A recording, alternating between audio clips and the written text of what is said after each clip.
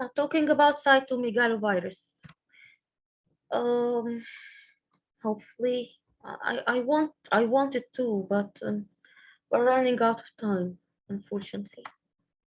Cytomegalovirus is not that difficult. Inshallah, it's easy.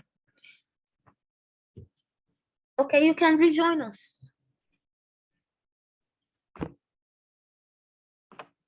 Okay, why cytomegalovirus is important to discuss with you, and why there is so much working about it. Why? Because cytomegalovirus, guys, is the most common congenital infection that cause deafness in UK. Okay, this is why it's important. Congenital deafness. This is the most common cause of congenital deafness in UK, and that's why we need to know about it. Does it have a treatment? Unfortunately not. Unfortunately not. Can we prevent it? Yes, we can, but not with vaccine. We can prevent it by teaching the people, teaching the community how diseases are transmitted, and encourage them to stop kissing babies, to um, get away from an infected person. If you are having an infected couple, how to deal with him, okay? And uh, cytomegalovirus signs and symptoms are also non-specific.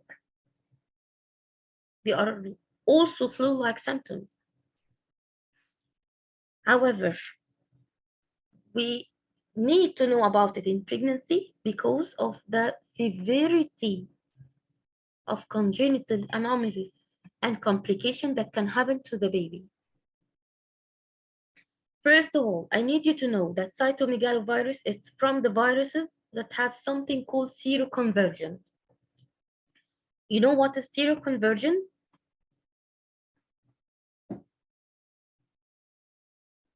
It means that when you get the infection of cytomegalovirus, it can persist in your blood, the antibodies can persist in your blood for long time. This is one. Number two, this means if I'm having IgM in my blood, does it always mean that I'm having an acute infection? Based on what I just said,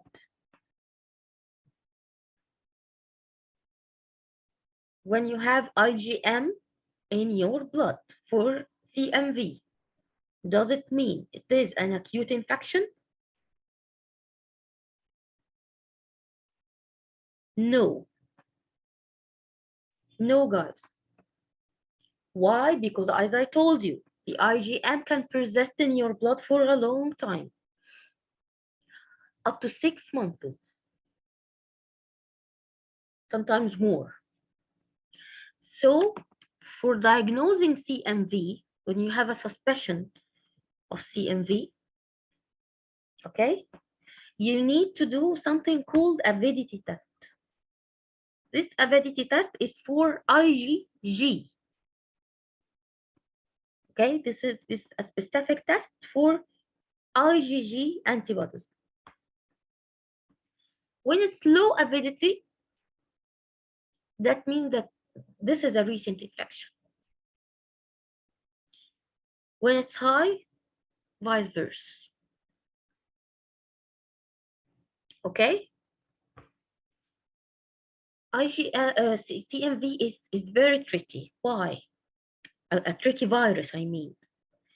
Because it's asymptomatic in 90% of individuals. And even if you develop a sign, as I told you, it's non-specific.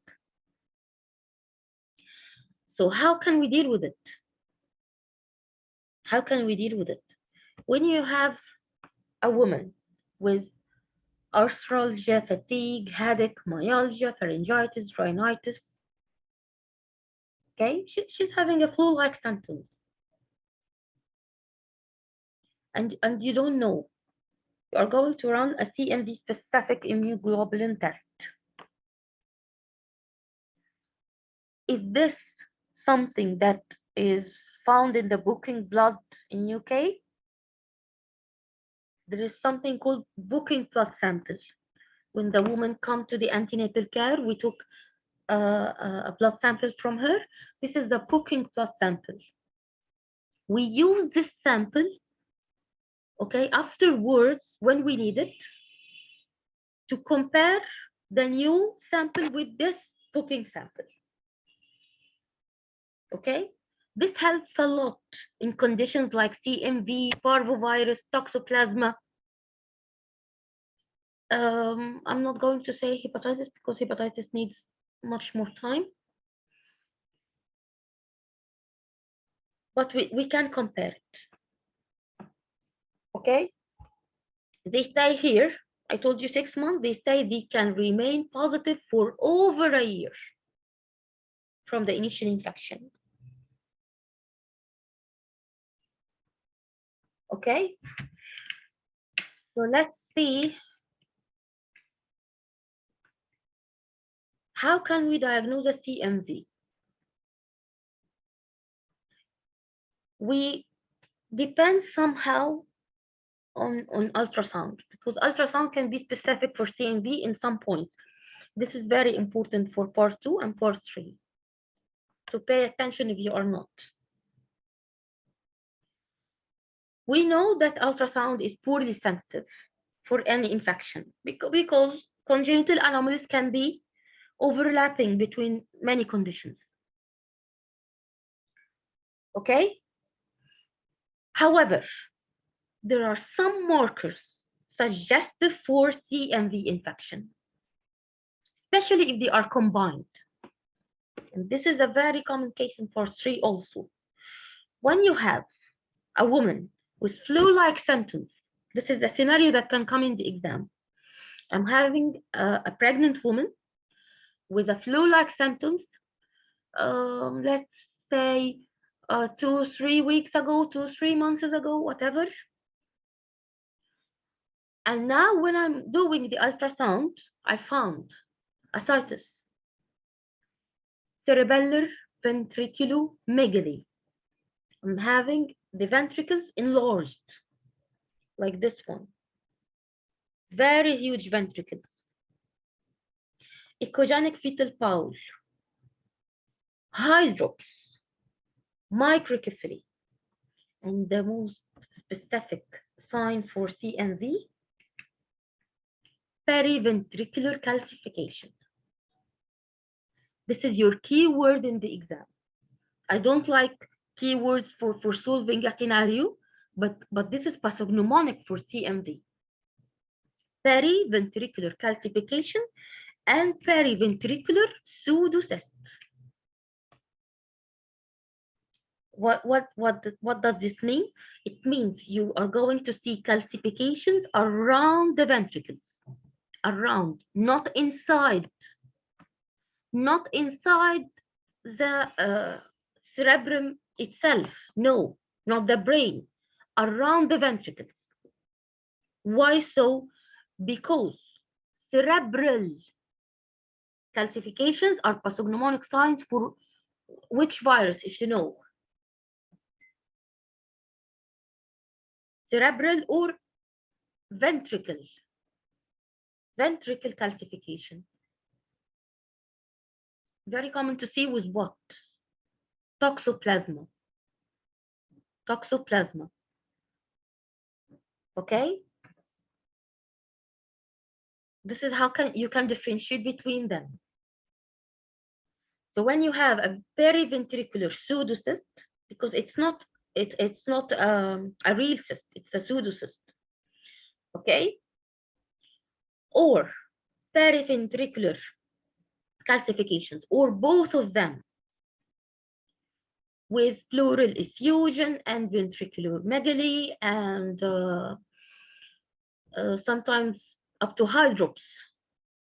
Okay, water everywhere, fluid everywhere. This is a sign for CMV. Of course, plus gross restriction and whatsoever.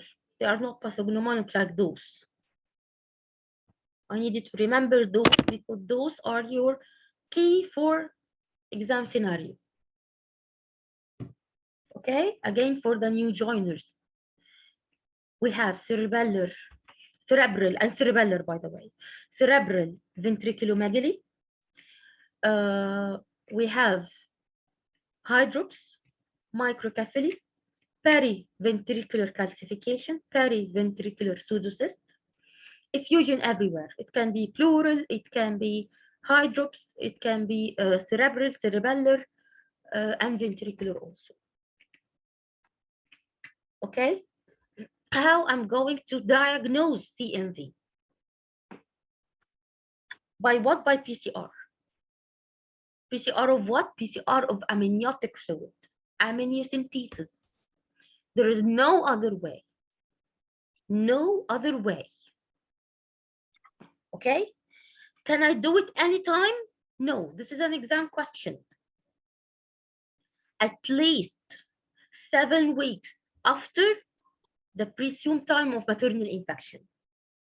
She said that I developed that very ugly flu like 2 or 3 months ago. So yes, I can do the amniocentesis. No, I just developed the flu-like symptoms last week. I should wait. Why so? Because I'm not going to be able to find the virus. The baby is not mature enough to excrete the virus. Okay? And again, we are reminding you that most of the babies and most of the adults are not going to develop symptoms. Yes, because this is a new PDF, Dr. Sophie. I will upload it. Okay? So not all babies are going to develop the signs and symptoms, only 10% of them, and he can have the virus. And even adults, 90% of them are asymptomatic. And suddenly, you're going to find deaf baby. And not any kind of deafness, sensory neural deafness. Okay? So how can we deal with it? How can we deal with it? First of all, every baby born with congenital infection and have a culture positive test for CMV is going to develop hearing loss by the time they are 2 years old. So it's like you are just getting a step ahead of what's going to happen. What's happening will happen. But the trick is in what? Not all primary CMV infection cross the placenta. Okay? And this is why the avidity test is very important for the diagnosis of CMV. And this is the question of the exam. You cannot diagnose CMV from just IgM and IgG. You need to know the results of IgG avidity test. This is the seroconversion I was talking about. Seroconversion means a woman who have IgG negative and it become positive. IgG will cross the placenta, right? The only antibody that can cross the placenta is what? The IgG, right? So they discovered that 40 to 60% of women in UK likely to be seropositive. I just need to know if she has a primary maternal infection or not.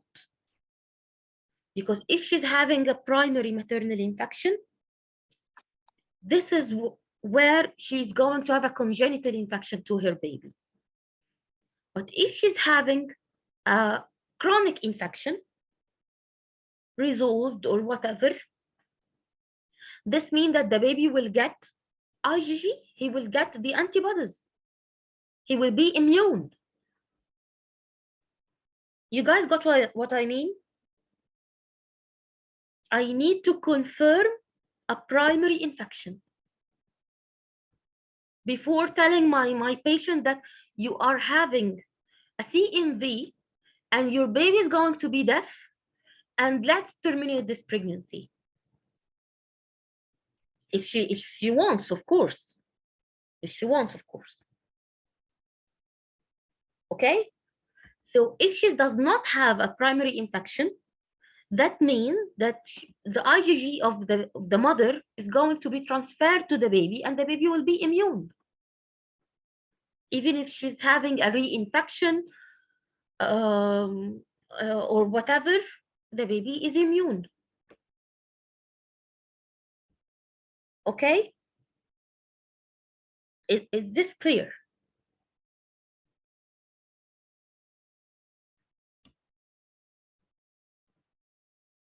Is it clear, guys?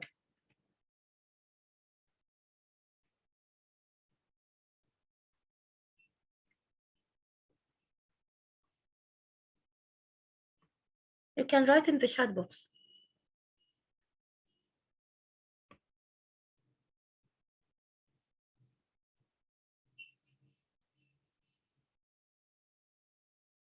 Okay, thank you. Thank you so much.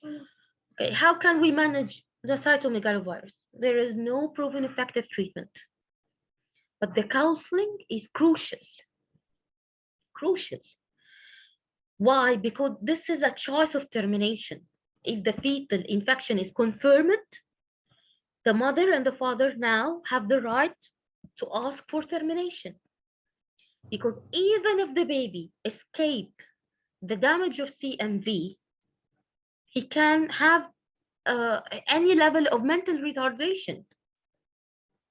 If we say he is okay, he's hearing well, his inner ear is good, he can have any sort of mental retardation from mild to severe. And they say that the vast majority will suffer from severe mental retardation. Because you saw what CMV can do to the brain, right? So if CMV is confirmed and the woman is going on with the pregnancy, she's okay, and I'm okay if my baby will have deafness. Okay, we are going to deal with it. Okay, monitoring the baby with serial ultrasound 3 to 4 times weekly is recommended. Okay, no treatment is available. No vaccine is available. You just need to give public awareness about how to prevent contracting the condition. As I told you, don't use other utensils because CMV is contracted by body fluids. Okay, don't kiss babies. Try to get away from your partner when he's sick, and so on. Those are the CMV key points. I want you to remember that more than 50% are seropositive. What seropositive means that they have IgG positive. But is this means that they do not have recent infection? No, you can have both IgM and IgG positive in some case. So I need what?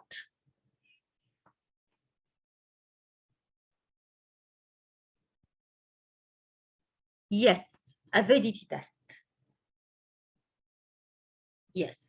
The risk of congenital infection is 30 to 40% when we are having primary infection during pregnancy, and only 1 to 2% with recurrent CMV infection. You know what is recurrent? Recurrent means she had CMV before. She has IgG positive. It does not mean that she's immune. I have to do an IgM. The IgM came out positive. I still don't know if it's a recent infection or from like 6 months back. So I'm going to do an avidity test. If the avidity test came out low, IgG avidity test low, this means this is a recent infection. We used to call it before acute on top of chronic. Okay, now they use the term recurrent infection. Okay, this is 1 to 2% risk for congenital infection. Okay, transmission can also be via breast milk. As I told you, any body fluids. Incubation period is normally not asked in part 2, but you need to know it's 3 to 12 weeks. The only way to diagnose fetal CMV is via amniocentesis. And I know you remember it, and I'm going to remind you again. Don't do it before 6 weeks from the maternal infection. Why? Because the baby is not going to be able to secrete this virus into the fluid. And not until 21 week of gestation. Why so? Why so? Because of the transmission of IgG from the mother. I don't want to get false positive or false negative results. Okay, so we are going to wait until 21 week and at least 6 weeks after maternal infection. Any question, guys? Don't worry about the files, Dr. Sophia. Any question? Do you remember the most pathognomonic ultrasound features for CMV? Who can tell me? How you are going to diagnose CMV in the exam scenario?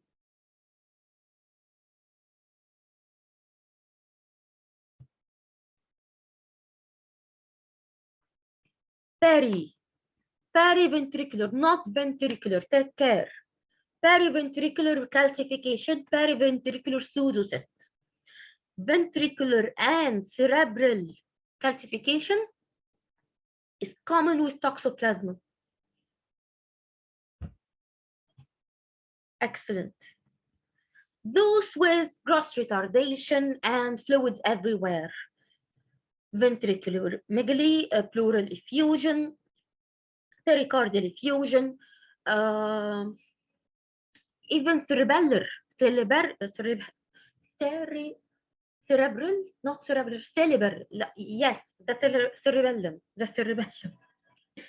They can develop effusion around the cerebellum also. Okay, and there are many other signs, but it's not mentioned in the college resources. But you need to know it. You are going to hear about what's called corpus callosum, the absence of corpus callosum, or agenesis of corpus callosum, and the calcification of corpus callosum. There are many things. Okay? Great, everyone.